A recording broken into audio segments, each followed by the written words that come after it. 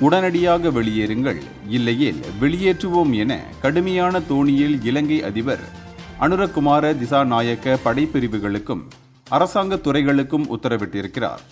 அதாவது, நேற்று நடந்த போதைப்பொருள் ஒழிப்பு குறித்த ஒரு முக்கிய ஊடக சந்திப்பில் அவர் பேசும்போது, யார் யாரெல்லாம் போதைப்பொருள் விநியோகம் செய்யும் நபர்களுடன் தொடர்பில் உள்ளீர்கள், எந்த வகையான உதவிகளை எல்லாம் இதுவரை செய்து கொடுத்துள்ளீர்கள் என்பதை நாம் அறிந்து வருகிறோம். எனவே உடனடியாக அந்த சம்பவங்களில் இருந்து விடுபடுமாறு எச்சரிக்கிறோம். நீங்கள் வெளியேறாவிட்டால் நாங்கள் வெளியேற்றுவோம். அது இராணுவமாகவோ போலீசாராகவோ குடிநுழைவு துறையோ அல்லது எந்த சேவையில் இருந்தாலும் கடுமையான நடவடிக்கை எடுப்போம் என்று அவர் தெரிவித்தார்.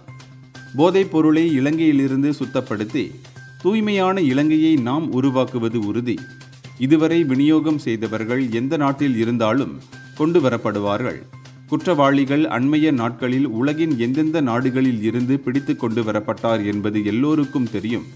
எனவே ஒன்றுபட்டு போதையற்ற நாடாக இலங்கையை மாற்றுவதற்கு எங்களுடன் ஒத்துழையுங்கள். நமது வருங்கால சந்ததிக்கு அழகான ஒரு இலங்கையை பரிசளிப்போம் எனவும் இலங்கை அதிபர் கேட்டுக்கொண்டார்.